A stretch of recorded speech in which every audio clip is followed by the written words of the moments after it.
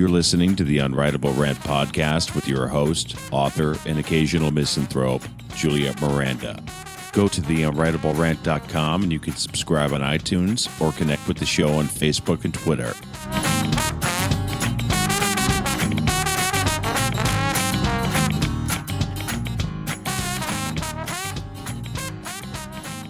Well, hey there, y'all.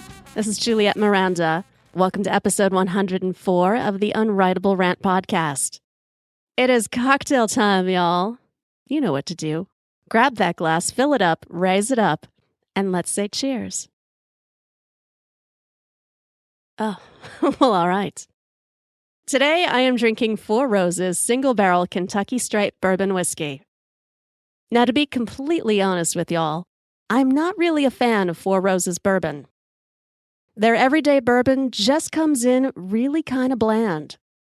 For me, it's overly sweet, doesn't have enough burn, and it's just not interesting. There's not a whole lot going on with it. However, when I saw that their single barrel bourbon, which I'd never had before, was on sale at my local Binny's, I figured, what the hell, I'll give it a try. And since it clocks in at 100 proof, I thought it might have something interesting going on. And to be fair, it's not a bad bourbon. It has a wonderful scent, lots of strawberries and oak, really, really nice. And that first sip has a bit of kick, but then it comes in really, really sweet. And that's because of the mash bill.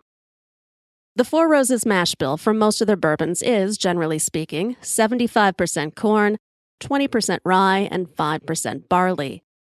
And that high corn count just gives this bourbon such a cloyingly sweet flavor, it almost lingers on the roof of my mouth. Now, this being a higher proof bourbon, it's definitely got a little bit more kick to it and a whole lot of black pepper at the back end, which I like. Still, though, not one of my favorites. Either way, I've got a glass full of it next to me, so I might as well drink it. So my guy and I these days are hanging on to the last few shreds of summer. I have a hard time shaking off a little bit of depression this time of year, because I know that eventually our beloved driveway is going to be buried under snow and we won't have our favorite oasis to come home to every day. Still, our feet certainly aren't nailed to the ground. There is escape. We're actually just getting back from our last rant road trip of the summer, where we took a quick getaway to downtown Chicago. We stayed at one of our favorite hotels, a monolithic structure built sometime in the late 1800s and showing all of the character of the 1920s. Every so often, I like to imagine that if I had a past life, it would have happened in the 20s. That's why I always refer to this particular hotel as my Overlook. Which, believe me, I do not mean in as creepy of a way as Stephen King did. It's just that I feel right at home there. Like somehow I've been there more times than I realize. It's a little weird, I suppose, but I like to feel that I know the place in a way that I can only explain as inherent. Or at least, I thought I did. Without fail, every time I get to feeling romantic or anything other than completely rational about something, reality will smack my silly, whimsical little face and show me just what utter nonsense that is. It was late afternoon last Saturday when I got that real-world smackdown. My guy and I were back in our hotel room, having spent the day touring all of our favorite bars and shopping. Our plan was just to relax, have a little bit of champagne, and get ready for our dinner and a night on the town. It was up to me to go and find ice, so I grabbed the bucket and I hit the hallway. Here's the thing about these old Chicago hotels. They're massive. But not in a straight up and down kind of way. They're spread out over several blocks, so that conceivably you could walk 2 blocks or more just to get to your room. But nothing is in a straight line. You'll wind and turn in an irregular geometric pattern with assorted wings and alcoves tucked in for fun. Just think of the hedge maze in The Shining. That is exactly what the floor plan of our hotel resembles. But me, the less crazy and more drunk Jack Torrance of Chicago, I know this hotel. And I am sure the hotel knows me, so finding my way to an ice machine Well, that's just no big deal at all, right? I make a right turn from our room, walk a couple of steps, and immediately hit a dead end. All right, no problem. I walk back toward the elevator. I see a sign just past there pointing in the direction of the ice machine, so I start heading in that direction. Mind you, I have had a fair number of cocktails, and I am feeling absolutely fabulous and completely distracted by every shiny object that crosses my path. So as I'm walking, I'm admiring sconces, checking out crown molding, and just kind of fantasizing about all of the people who have wandered these hallways before me. Sometime later, and I'm not really sure how much, it dawns on me that the carpeting has changed color and pattern, indicating that I am in an entirely different portion of the hotel than where I started. This seems a little odd, but nothing to be concerned about. So I make another turn and try to make sense of the completely random room numbering. And then out of nowhere, I hit something of a crossroad. It's marked by an open area with lounge chairs and a locked piano. No ice machine, of course, but I can see French doors just ahead of me. That seems like a little bit of an odd thing to encounter in the middle of a hotel hallway, but I'm still hopeful that that ice machine must be just beyond them. The scenery changes once again beyond those doors. It's gone from blue and gold to green to a dingy sort of brown color. And while the hallway was clean and maintained, it was clear it hadn't been used by any real guests in quite some time. And as I kept walking, I'll tell you, it felt like I crossed some sort of forbidden threshold. There were numbered doors on either side of me, but I couldn't be sure if they were actual hotel rooms, conference rooms, or gateways to another dimension. And there was no one around. Had a Sentinel Sphere or the Bobbsey twins asking me to come play with them appeared just then, I would not have been surprised. And it was at that precise moment when panic kicked in, and I realized I had completely forgotten my room number and had no idea how to get back to it. So I attempt to backtrack, but I have completely lost all sense of direction. And believe me, I know how absolutely ridiculous this sounds. What kind of bumbling fuckwit gets lost in a hotel? Me, apparently. I leave that hallway of doom and keep making right turns. I swear I had read some asinine life hack somewhere that a series of right turns will eventually return you to your starting point. Or maybe it was left turns. I wasn't entirely sure. What I did know was that I was starting to freak myself out. I eventually stumble across an elevator.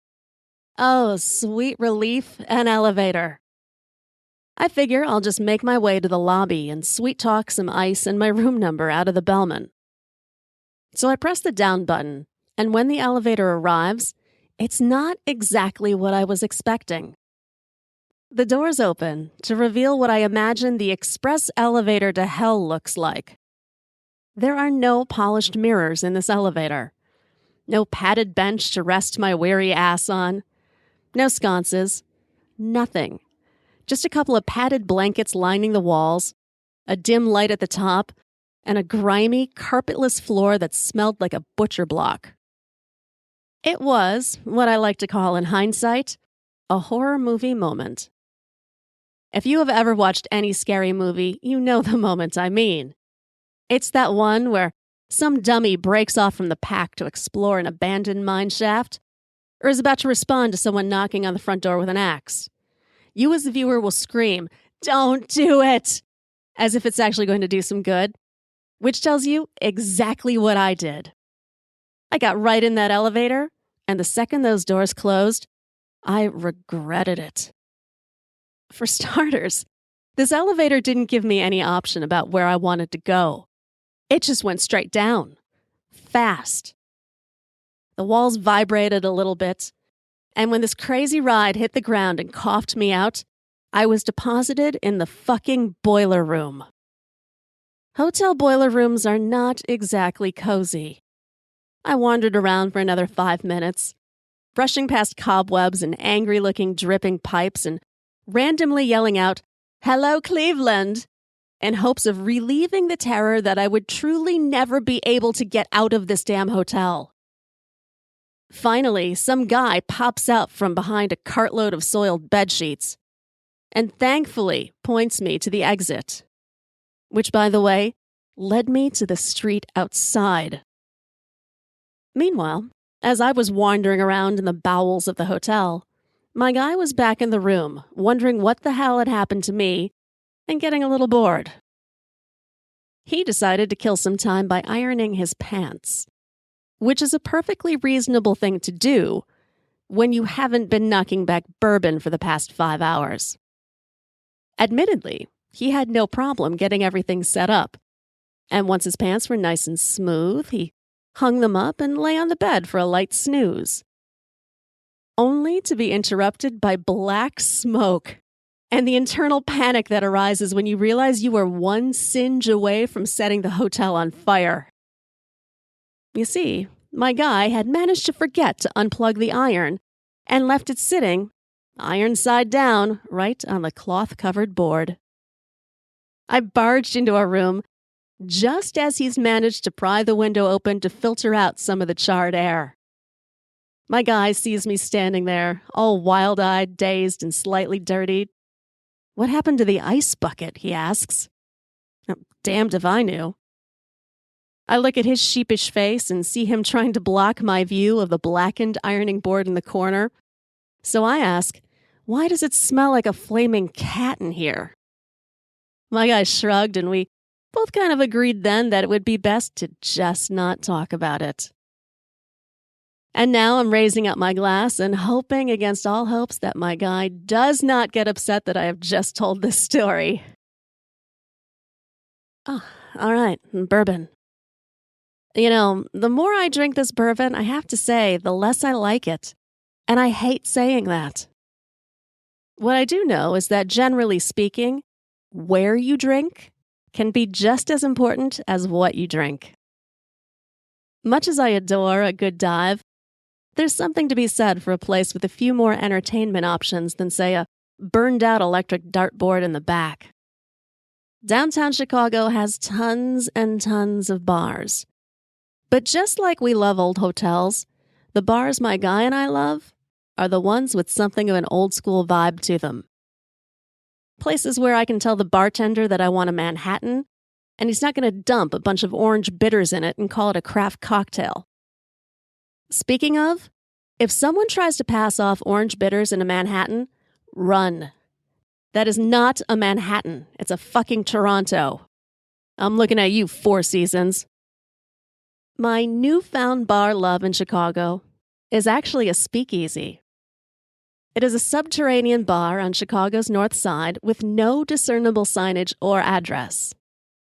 In fact, your only indication that you're not descending into an opium den when you walk down the stairs is the faint glow from the bar in the back. It's the kind of place you'd read about in a book like The Great Gatsby, all decadent and gilding and boasting Chicago's largest selection of whiskey and bourbon, which, as far as I can tell, is a very true statement. Until midnight, there's usually a jazz or a soul band playing in the way, way back, and even a burlesque dancer who entertains between sets. It is, to me, the perfect place to drink. My guy and I wound up there not too long after our little fiasco in the hotel. Now, we've been to this bar countless times before without issue, so by the law of averages, it just stands to reason that we were due to encounter some kind of trouble this time around. It all started at the bar, which is, I suppose, where most trouble starts. We snagged the last 2 bar stools, much to the annoyance of 2 guys who entered just behind us. There is truly an art to securing seats at a crowded bar, and you have to be quick about it. The second you see someone sign a credit card receipt or hand over cash, you need to be on them like a virus. That stool or seat cannot have more than a few seconds in the open before you glide your ass across it and claim it as your own. And that is exactly what I did. And I could see those 2 guys behind us give me and my guy the evil eye. But fuck them. We were there first. And more importantly, I was a lady wearing stiletto heels. That trumps all by way of bar etiquette. Not that these two seemed to care. They eyeball all of the taken seats at the bar and the filled tables in the center of the room with total contempt. Then, in what is clearly an act of passive-aggressive bar behavior, the two decide to stand immediately in front of my guy and I, causing an immediate and total eclipse of the stage. There were plenty of places to stand that wouldn't have blocked anyone's view. So between that and the dirty looks the skinny guy kept tossing over his shoulder, I had a feeling we were going to have a problem. I order another round of cocktails for my guy and I, figuring it will either diffuse or escalate the situation. It's hard to tell with things like this because my guy is, for the most part, a reasonable man not prone to bar fights.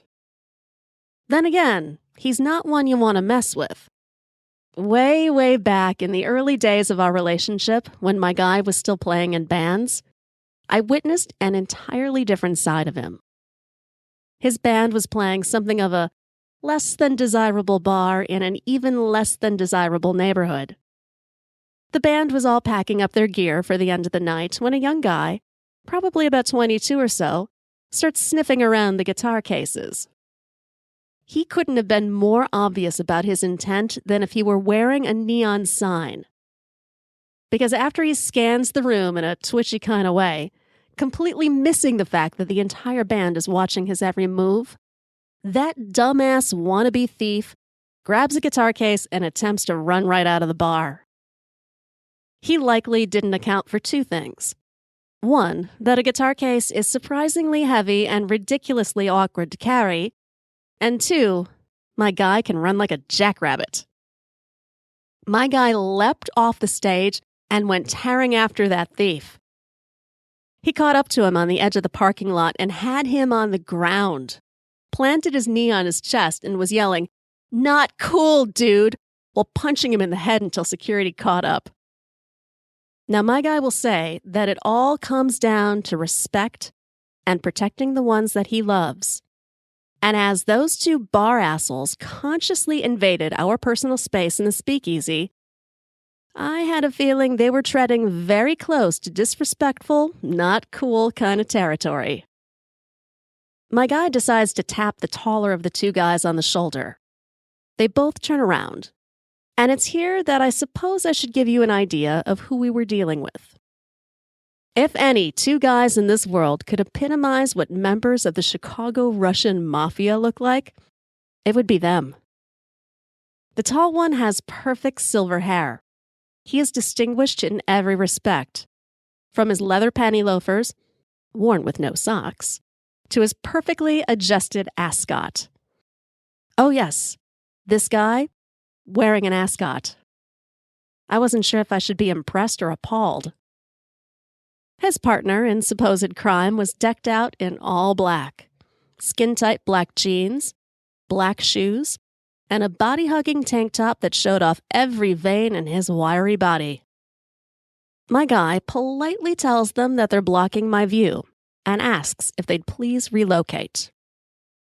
The two confer, in Russian, which definitely is not a good sign. Then the tall one delivers his answer in English. No. To get the magnitude of this no, you really have to hear it with his Russian accent. It was a hard, guttural no that came from the back of his throat like a bullet, and he meant it. This did not sit well with my guy. Through another round of cocktails, his entire demeanor changed. He's rigid now, sipping his cocktail through pursed lips and calculating every movement. At the end of his final sip, he leans forward, taps the skinny guy on the shoulder, who is now standing so aggressively close to me and my guy that we can count the hairs on the back of his neck. Again, my guy's polite but firm. "You're standing too close to my wife," he says. "I'd appreciate it if you'd find another place to stand." The Russian no is followed by something of a snort in my direction. And it's the snort that did it. I can hear the "not cool, dude" reverberating through my guy's head, and he takes a step closer to the skinny Russian. "Do not disrespect my wife," he says. You can almost see the angry energy vibrating between all three of these guys now. A sharp contrast to the rollicking vintage soul song the band was playing in the background. Y'all, I really don't know if these guys were trouble of the family sort. Quite honestly, I haven't heard stories of the Russian mafia in Chicago since the 90s. Nevertheless, I was not interested in playing the dame to their turf war, and I decided I needed to break up this standoff. I discreetly slipped the bartender $20 to hold our seats, and I grabbed my guy by the arm. He's not especially willing to leave this Russian West Side story, but allows me to pull him onto the dance floor. "Dance with me," I say. And my guy, bless his heart, he gives me his best "you have got to be fucking kidding me" look. He knows damn well that beyond ballet, my informal dance repertoire only includes gyrations I stole from sleazy hairband videos and a somewhat pathetic waltz. Besides, the last thing he wants to do is dance, not when things were left so unsettled with the Russians. But as I wrap my arms around him and press my body into his, I can feel his movements easing a little bit. And by the end of the second song, my guy is now in full-on dance mode, and the Russians are totally forgotten for the moment. I can barely keep up with him as he leads me around the floor. The band popping, the room jumping. And there on the outskirts of the dance floor, we catch sight of an older lady. She's small and gray and somewhat nondescript, tapping her foot and enjoying the band, but lacking a partner to take full advantage of the moment. So my guy, ever the gentleman, walks up to her, offers his hand, and leads her out onto the dance floor. To the sounds of Stagger Lee, my guy and this little old lady schooled the entire room on how to do a proper jitterbug. So much so that I would have been jealous if it wasn't so damn adorable. Seeing me on the fringe watching, the little old lady grabs my hand then, and the three of us form a small circle where we can all kick up our heels together. I don't think I have ever had so much fun on a dance floor. The song ends, and the lady profusely thanks my guy and I for the fun. We offer to buy her a drink, but she refuses and said that she must get back to her friends. Walking away, my guy and I look at each other. We're obviously thinking the same thing. That cute little old lady had a very pronounced Russian accent. I was beginning to wonder if we'd somehow walked into the Kremlin. We head back to our seats at the bar and find that the Russians have been joined by a third guy, a paunchy sort of man wearing, I'm not kidding, a silk tracksuit. His hair is slicked back and hangs over the collar of his jacket in greasy streaks. His face lacks all expression, but he is watching us intently. That skinny guy is still casting major shade in our direction. But thankfully, my guy is too out of breath and too languishing for a drink to care. All three Russians watch us as we sit back down. We do our best to ignore them and instead douse our temples with cocktail napkins and exchange delighted laughter. We lean in to the bartender and are about to order another round. But tracksuit Russian sticks his arm between us and the bartender. No, he says. Again with the fucking no. What do these Russians want from us? My guy immediately goes on guard, and even the bartender looks concerned, asking, is there a problem here? Well, there's a pause. My guy is ready to fight. The skinny Russian looks ready to fight. The silver fox, he looks like his ascot is too tight. But the guy in the tracksuit, his face softens. I will be buying their drinks, he tells the bartender. My guy and I simultaneously cock our heads at tracksuit guy. Huh? You're buying our drinks? Tracksuit guy leans over and embraces my guy, then me. He looks at us with his eyes slightly watering and says, "Thank you for dancing with my mother."